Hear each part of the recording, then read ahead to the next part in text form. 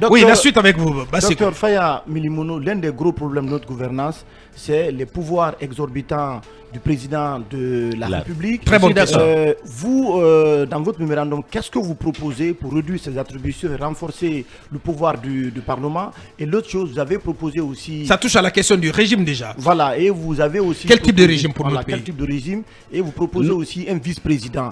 Nous avons opté pour le régime présidentiel, mais pas présidentialiste, comme nous vivons ça aujourd'hui actuellement. Et nous avons proposé un vice-président parce que l'instabilité que connaît notre pays, c'est le flou qu'on entretient. Que va faire ce vice-président? C'est quoi ce prérogatives? Le rôle premier d'un vice-président, dans toutes les démocraties où vous avez un vice-président, c'est de remplacer le président quand il est momentanément ou définitivement absent. Il servira qu'à ça? C'est d'abord ça. Bon, il y a d'autres rôles qu'on peut lui attribuer. Il y a des pays... Je dis c'est standard, même dans les ONG, c'est standard. dans toutes les structures où il y a un vice-président, il est là pour nous avons pensé donc, dans la mesure où nous avons cette instabilité, c'est le flou que nous entretenons dans notre constitution. La constitution de 2010, même celle de 2020 que Alpha Condé a fait passer, qu'est-ce qu'on dit là-dedans? En cas de vacance de pouvoir, c'est le président de l'Assemblée qui assure l'intérim et organise les élections dans les 90 jours. Vous voyez la Guinée organiser les élections dans les 90 jours? Est-ce que vous savez que cela nous expose à 3 élections au moins par an? Parce que ce n'est pas nous, Dieu. C'est Dieu qui sait quand est-ce qu'il va prendre monsieur X et madame Y. Vous comprenez? Oui. On peut avoir un président aujourd'hui, 15 jours après, il décède. Oui, bien possible. Eh bien, nous avons 90 jours pour avoir un nouveau président, un brand new. Et celui-là également, celui-là peut aussi mourir un mois après. Ouais. Il faut sortir de cela. Avoir un président avec un vice-président, on a été au-delà, n'est-ce pas, pour citer d'autres. Pas pour assumer de façon temporaire le pouvoir. Hein? Si vous êtes dans la ligne de succession, si le président et le vice-président devaient disparaître un jour, c'est des contingences qui existent. Bien alors, entendu. Qui doit être le prochain? Et celui-là, ce n'est pas de façon temporaire. C'est assumer le pouvoir pour le reste du mandat. C'est ce que nous avons dit. Ouais. Maintenant, et c'est qui ce prochain? Nous avons prévu une institution républicaine qui contrôle, n'est-ce pas, l'action, le fonctionnement normal des institutions dont le président devait être la deuxième personne dans l'ordre de succession. Ensuite viennent... C'est quoi cette institution, docteur? C'est important, bon à savoir. Non, laissez-moi finir d'abord avec la question très pertinente qu'il a posée, parce que nous avons un pouvoir trop débordant du président de la République. Ouais. Son pouvoir discrétionnaire, c'est immense. On nous dit, c'est le président, il peut nommer qui il veut. Non, il ne doit plus nommer qui il veut. D'abord, ce n'est pas à toutes les fonctions qu'on a besoin de nominations par décret. C'est en Guinée où nous n'avons pas de fonctions techniques. On n'a pas de poste technique en Guinée ici. Tout est politique.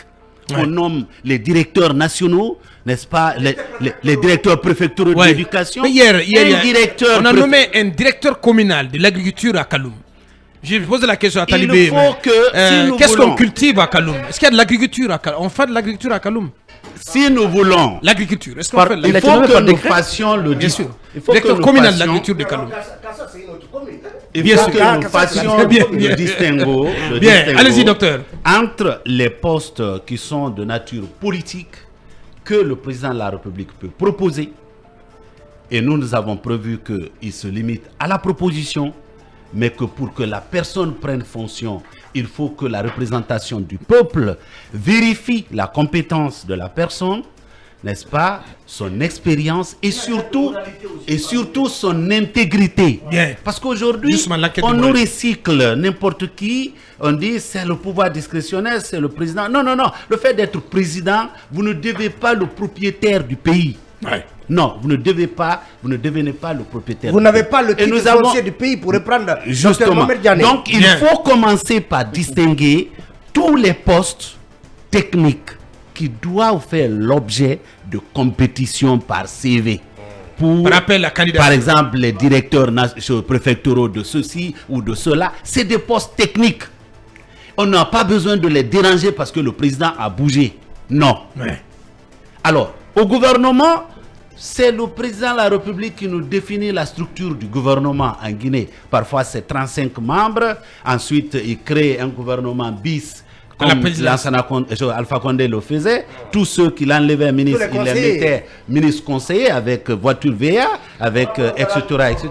Alors que cet argent aurait servi mieux en construisant les ponts à l'intérieur du pays, des centres de santé, des postes de santé. Comme le pont qu'il fallait construire à Kourala. Nous avons dit, on a officiellement, Mamadi Doumbouya a moins de 10 conseils. Non, officiellement 4 conseils. En tout cas, nous avons dit qu'un gouvernement guinéen ne dépasse pas 19 membres. Est-ce que vous savez qu'aux États-Unis, il y a 16? Est-ce que vous savez que chose en Turquie, je crois que vous avez vu le gouvernement, il y en a 19, y compris le président lui-même, y compris le vice-président. Pourquoi on mérite avoir... Oui, 19, le seul qui a tenté cela, mais aujourd'hui... Le gouvernement de consensus. Voilà, aujourd'hui nous avons un grand gouvernement, etc. etc. La note est payée par le peuple. Vous comprenez? La note est payée par le peuple. Il faut que le président ne dissout plus l'Assemblée. Quand vous êtes au pouvoir, le pouvoir s'exerce par la négociation. Ce n'est pas par la coercition. Si vous êtes le président et le peuple vous a envoyé un parlement qui n'est pas d'accord avec vous, négociez. Négociez.